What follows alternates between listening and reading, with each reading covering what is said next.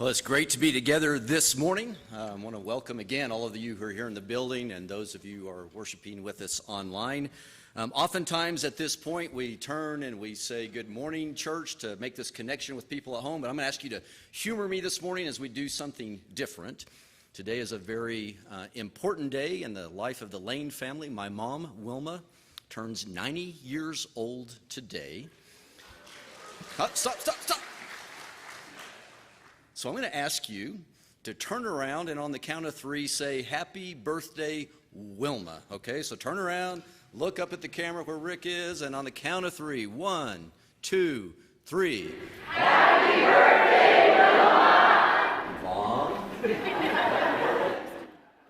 I was talking to my dad this morning, and he said he never imagined that he'd be married to a 90-year-old. And I'm like, yeah, I get that, but he is, so there they are. Thanks for doing that. Thanks for humoring me this morning. So this morning we will be continuing with our Red Letter Sermon series. It's a series that's focused on words that come directly from Jesus' mouth. What we're trying to do is we're trying to peel back traditions. We're trying to discard opinions and just let Jesus speak to us. Just let his words speak directly to us. Pretty much unfiltered, without any spin, just the words of Christ. And we'll find as we peel back the layers and let Jesus speak for himself, we're going to find that Jesus is direct and Jesus is forceful. We're going to observe that Jesus is often radical and oftentimes even confrontational. It turns out that being Jesus' disciple isn't easy. It comes at a cost. And Jesus doesn't sugarcoat and he doesn't apologize for that fact. Nor should he apologize. Because the cost of being a disciple of Jesus Christ is overwhelmed by the reward that comes to those who are faithful to his words to the end. Faithful to the end. And that's a good segue into what we're going to focus on today. Today we're going to look at some words that Jesus said about the end. So to set the stage for that, let me ask you some questions. If it were possible, would you want to know the exact day on which you were going to die? The exact day. Or to put it another way, would you like to know your expiration date? Maybe some of you have had those conversations, late night in the dorm room or maybe sitting around the campfire staring into the coals, those questions about, would you like to know the day that you're going to die? The end is something that's natural for us to wonder about, isn't it? I mean, we all know that our death is inevitable at some point, so it's natural to wonder when that end is actually going to occur. This isn't going to surprise you at all. It turns out that like any subject these days, any subject that people are fascinated in, there are multiple websites devoted to that subject. So there are several popular websites that will take you through a series of health questions, lifestyle questions, family questions, and then give you an approximation of the day that you're going to die. And because I love you guys so much and I'm willing to always go the extra mile, I went through one of those quizzes. I answered the questions, I went through the entire process, and now I have the answer for my expiration date, my personal end time. Kathy, you prepared for this? According to the calculations, I will expire on June the 14th in the year 2057. 3 months short of my 98th birthday. So don't spend the proceeds from the life insurance just yet. June 14th, 2057. So what am I going to do with that information? Well, I'm not going to do much with that information, right? I didn't go ahead and go buy like the tombstone with my birth date and my death date on it. I didn't do that. I didn't reserve the church for my funeral. I didn't do any of those kind of things. But think about what if that was real? What if I really knew that I would expire 36 years from now on June the 14th, 2057? Or for you, what if you had a date that was real? What if you knew your expiration date? What would you change? What would you do differently? Or would you change anything at all? What would you do if you knew your end time? Well, that fascinates us, right? Knowing our personal end time, but that's not the only end time that people are fascinated with, is it? If you pay any attention at all, you know that the end times is a very popular subject. There seems to be an endless fascination with the end times, with the end of the world as we know it. People want to know, when is Jesus coming back? When are the dead going to be resurrected? When is Judgment Day? And especially now, I hear a lot of questions about, is right now, are we living in the end times? Countless books have been written. Numerous movies have been filmed. A staggering number of predictions have been offered, and those dates have mostly come and gone. And debates rage. There seems to be an unquenchable thirst for more information about the end times. People are fascinated about the end times. And it turns out that's nothing really new. They always have been fascinated by those questions. And if you pay any attention to history, you'll find that those peaks in fascination always coincide with things like wars, natural disasters, plagues, and pandemics. So, not surprisingly, over the last few years, last few months, I've had lots of questions and real increase in questions about the end times. And I've had numerous people ask me, look at what's going on, Walter. Surely these are the end times, right? So how do I answer that? Well, let me tell you what I could do. I could take a lot of time and pore over the various end time passages in Isaiah and Joel and Zechariah and Daniel and Ezekiel and Revelation. I could spend untold hours reading all the commentaries on those particular passages.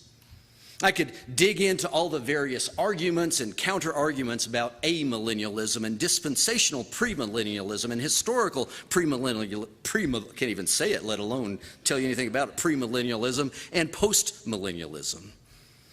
I could go online and spend hours engaged in lively debates with various passionate Christians and debate them about their opinions about the end times.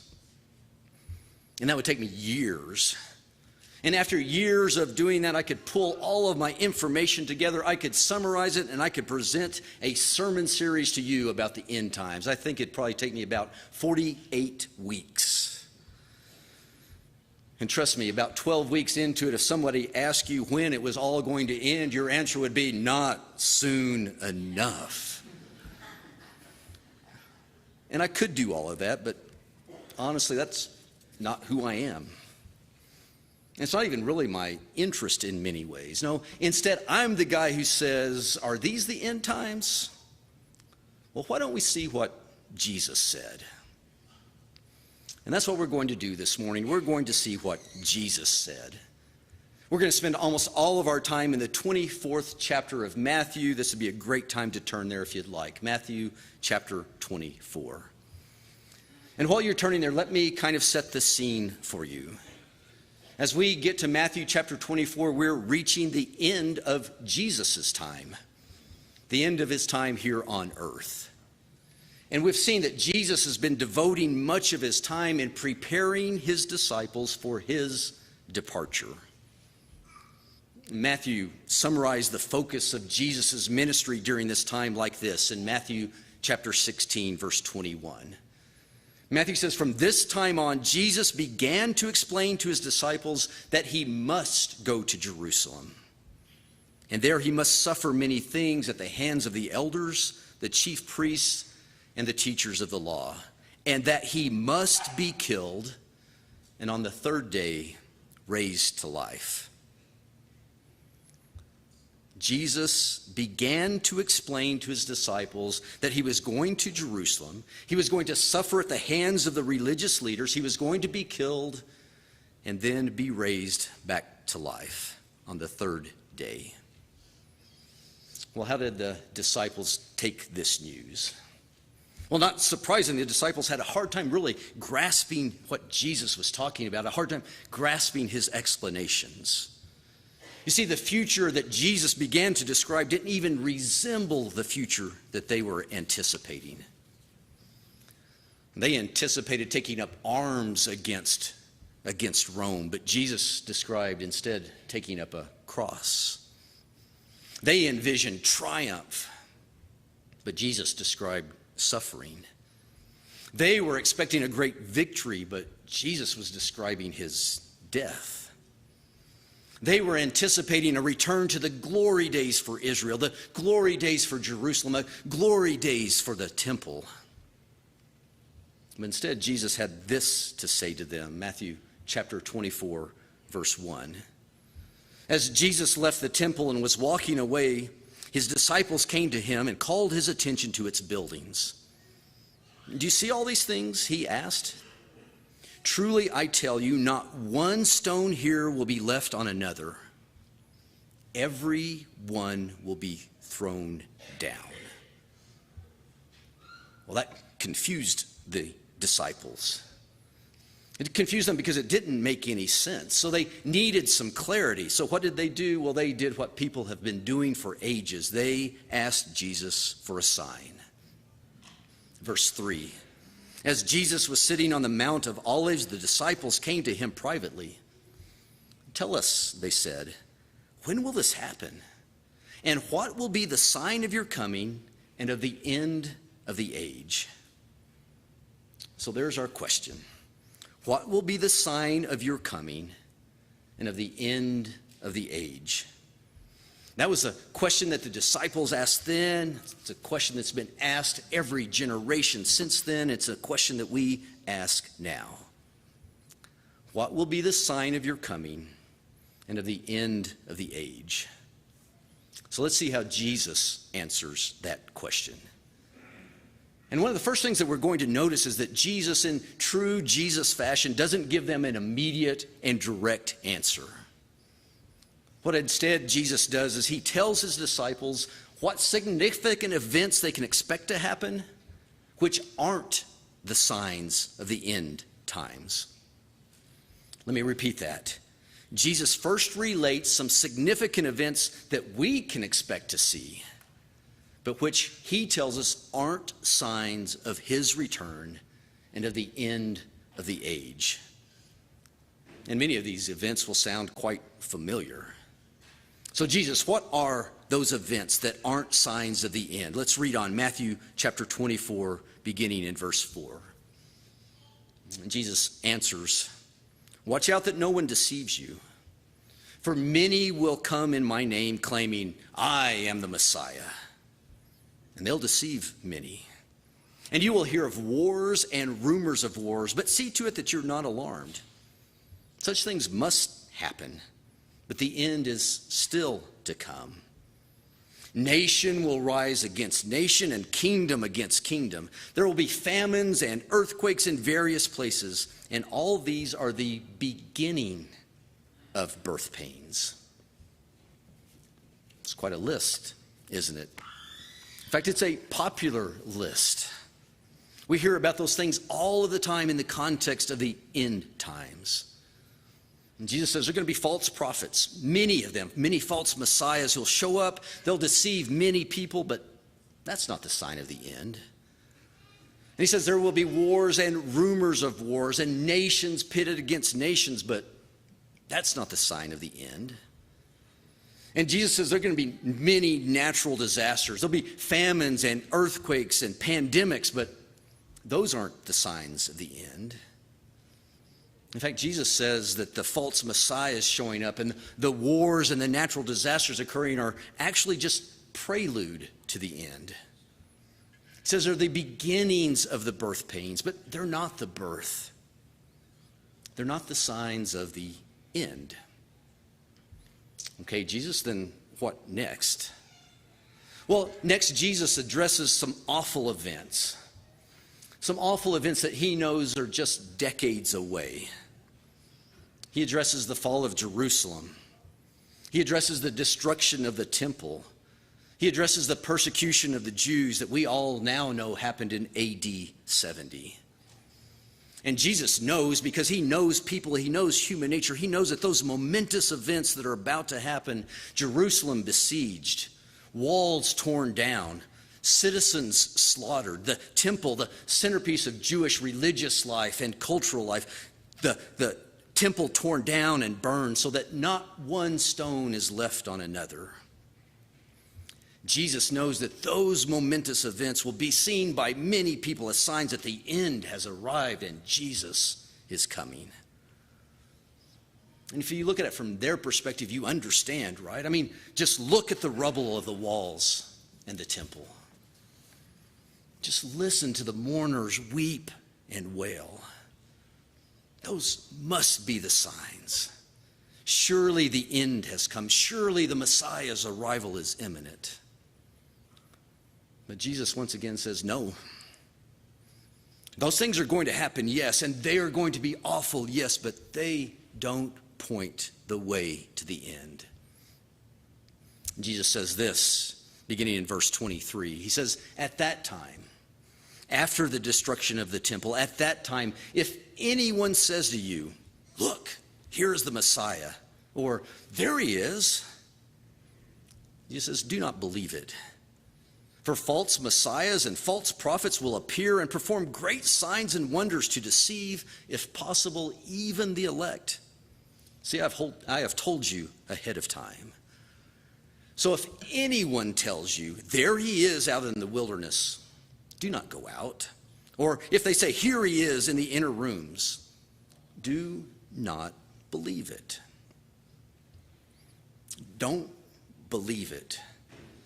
Even if they're standing in the rubble of the temple and performing seemingly great signs and wonders, Jesus says, don't believe it.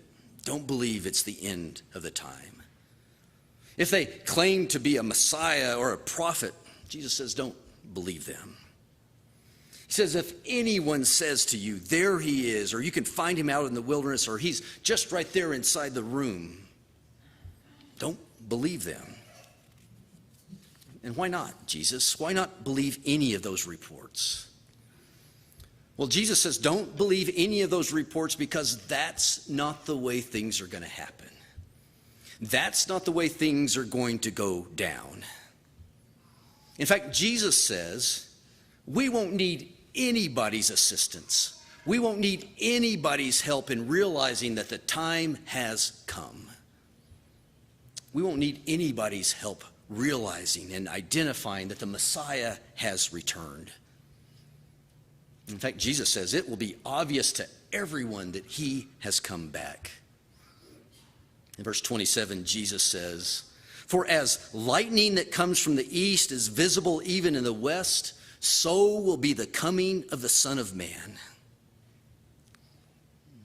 Jesus is saying, I'm not going to be out hiding in the wilderness.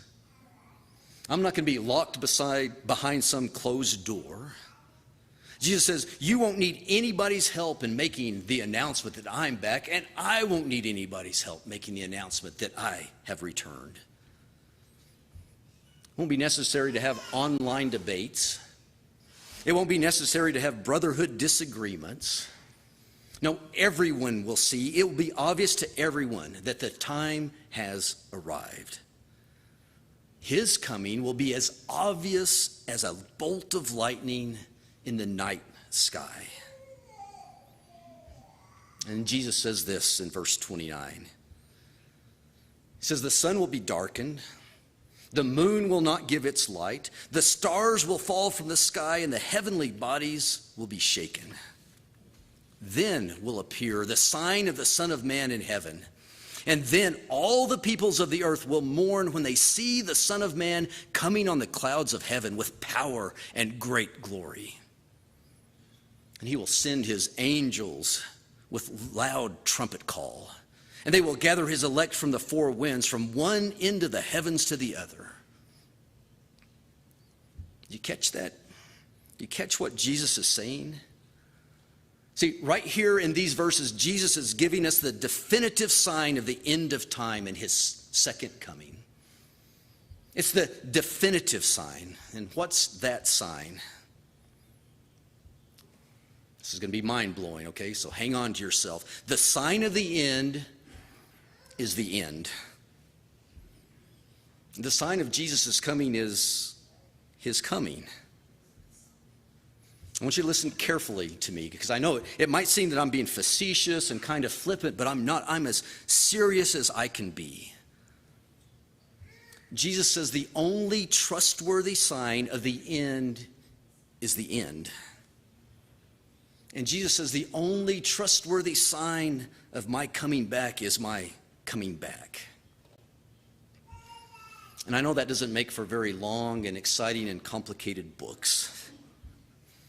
And it doesn't lead to really very entertaining movies.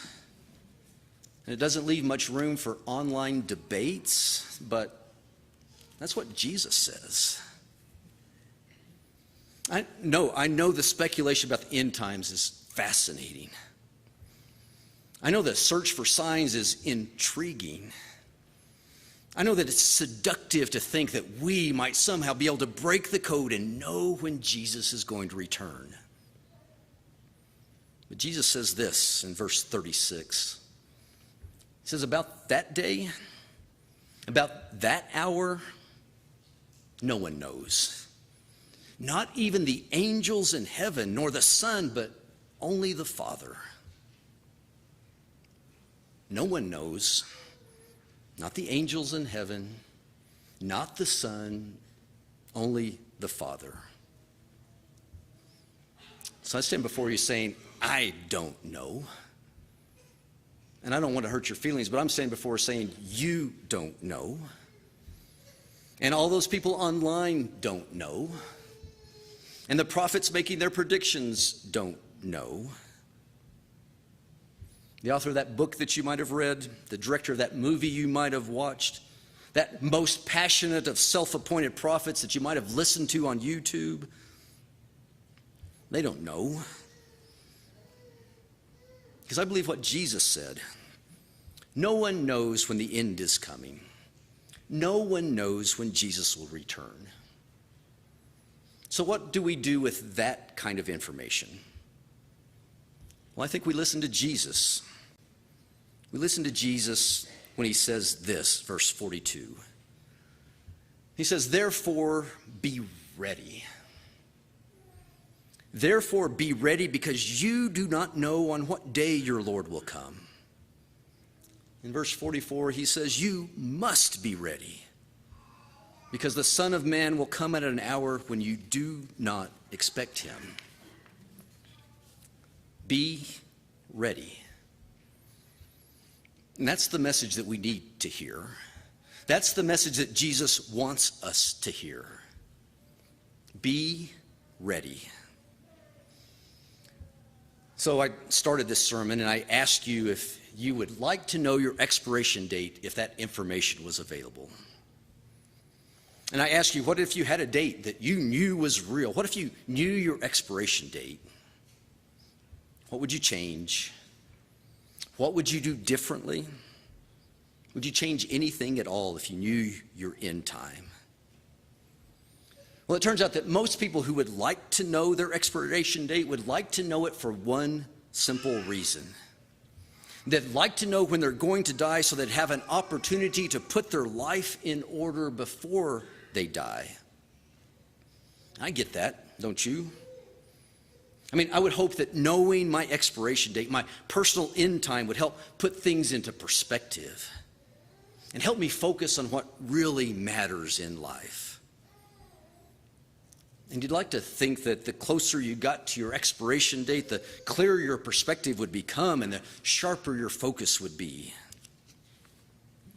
And I think the same would be true if we knew the timing of Jesus' return. Hopefully it'd help us put things in perspective and focus on what really matters. And the closer that we got to the return of Jesus, the clearer our perspective and the sharper our focus would be. But let me give you an alternative perspective. What if we just really took Jesus' words to heart? What if instead of searching for signs of the end, we just lived every day like Jesus was coming tomorrow?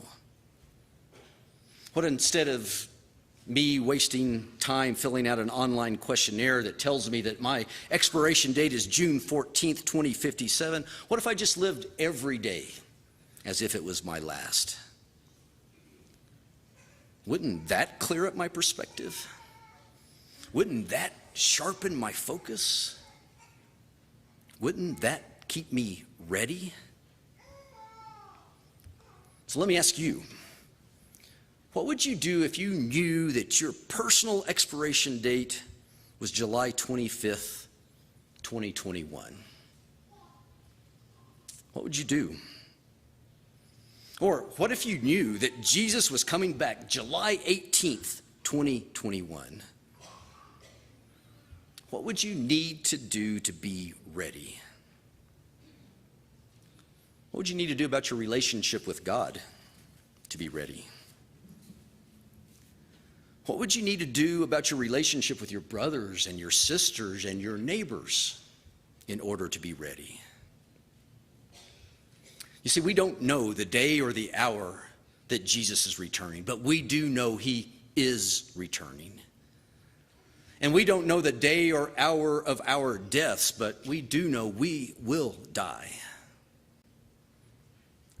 So my plea to you is, let's get ready. And let's stay ready. And let me say to you, if you aren't ready, you're in the midst of a bunch of people that would like to help. If you need to be reconciled to your God, we would like to help. If you need to be reconciled to a brother or a sister or a neighbor, we would like to help. If you need to quit putting off the day that you put on your Lord in baptism, we would like to help. If you're ready to get ready, then there's a bunch of people who are ready to help. So here in a moment, we're going to sing a song, and we're going to stand up while we do that. If you want help getting ready, we'd invite you to come forward and ask for help. I'm going to ask some people to do something they don't know. I'm going to ask them to do that. But our elders, if you guys would stand up right now. There's Craig. Curtis, you're awake. Good job. There's Bob and Larry's back there. Zane, one of our ministers, if you'd stand up. Addison, another of our ministers, if you'd stand up. Okay, I want you guys to look around, identify these men. These are good, godly men married to good, godly women, all who would love to help. So if you want help getting ready, they're ready to help. So at the end of services, just grab one of them and say, I need help. You guys can sit down now. Thank you. So if you're ready, we're ready to help. So we live in a time where it's easier than ever to get hold of people. So I know that we have people online. We have people that might be bashful. I want you to know that you can call, you can text, you can email, you can send a message on YouTube. There's any number of ways that you can get hold of me, and you can know that I want to help. I'm ready to help you get ready. So we'll all be ready together. Because our Lord and Master, our Jesus, the Christ, says, be ready. So if you're ready to get ready, I want you to respond as we stand and we sing.